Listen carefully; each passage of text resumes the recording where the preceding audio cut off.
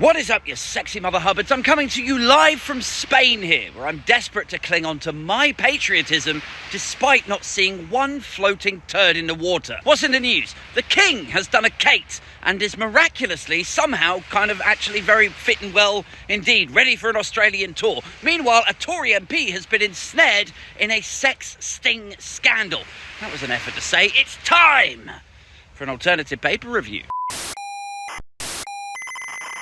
But first up to the Telegraph this morning, who say Biden tells Israel, stop killing civilians, guys. So that's nice. That's the message I think the world wanted to see coming out of America's mouth. America being the chief financier, powering Israel, and therefore, somewhat complicit in what is happening over there. Now, a lot of people are saying, well, Netanyahu will just carry on regardless. Biden will just join a list of people who have asked him very nicely to stop. He's just going to crack on. I think those people hugely underestimate the power and sway that that the USA have on Israel and its prime minister. They just do. The USA treat Israel like it is a 51st state. That is the relationship there. Funding, weaponry, artillery, all of that stuff.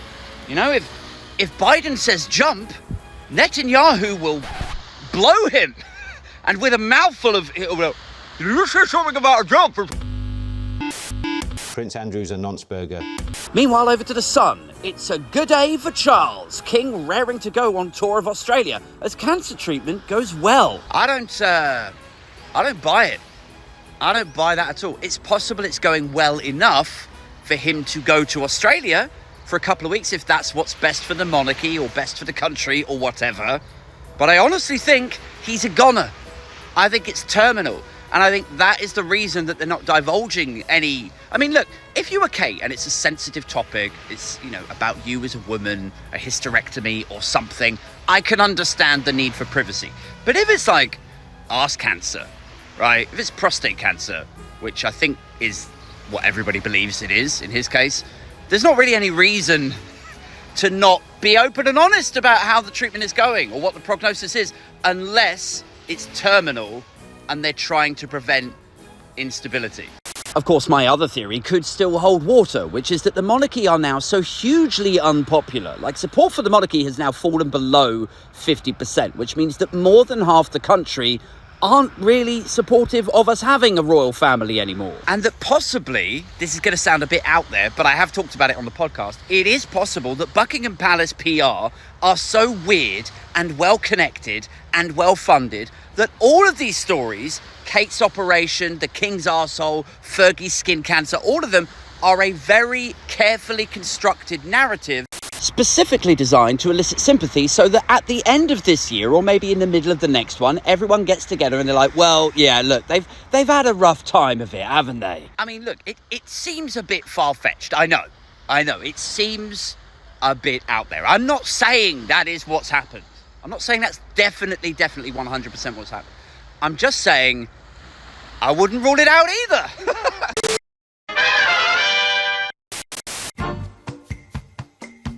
Finally, over to the Mail. Top Tory. I gave MP's numbers to sex sting plotter. So this is a weird story, okay? There is a deputy chair or something, or deputy chief whip. He's quite high up in the Conservative Party machinations. And he's a gay guy, and he went on Grindr, and he ended up sharing pictures with this individual.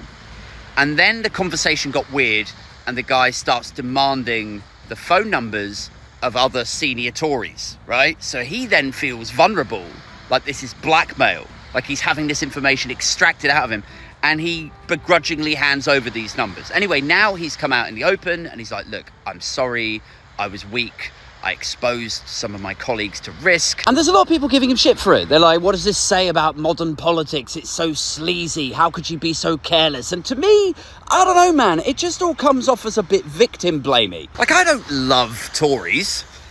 Obviously. You may have picked up on that on some of my other videos.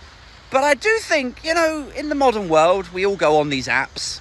If you're a single young man and you're looking for fun, and you think you've connected with somebody and they send you a picture and you're like, oh, okay, cool. And then they go, oh, can I see your twig and berries? And you're like, oh, okay. And then it turns out that it's a completely different scene. Like, yes, it's a bit careless. Yes, you would expect better of people at the top echelons of modern politics. But you can see how it happens. I don't think it helps anybody to start being like, oh, well, he's really sleazy and dirty. Like, that to me, I don't know, that yields uncomfortable tropes and connotations. Although I will say this, it certainly puts Sunak's eye for technology into perspective, doesn't it? Because against the backdrop of all of his aspirations of moving to Silicon Valley and his donating to tech colleges while UK colleges get starved of funding, you know, all of that technology Sunak stuff. I don't know, it's just the latest episode in Tories who can't use technology. Like, you look at Sunak and his interview with Elon Musk and his attendance at the AI conference, plus the donations to the technical school. Like, you think, okay, here's a guy who has an active interest in educating others in modern technology. And I'm a bit like, yeah, that's all great and everything, mate, but could you start with your inner circle? Like, teach them how to not lose their phone or accidentally wipe all of their WhatsApps, you know? Baby steps, Rish.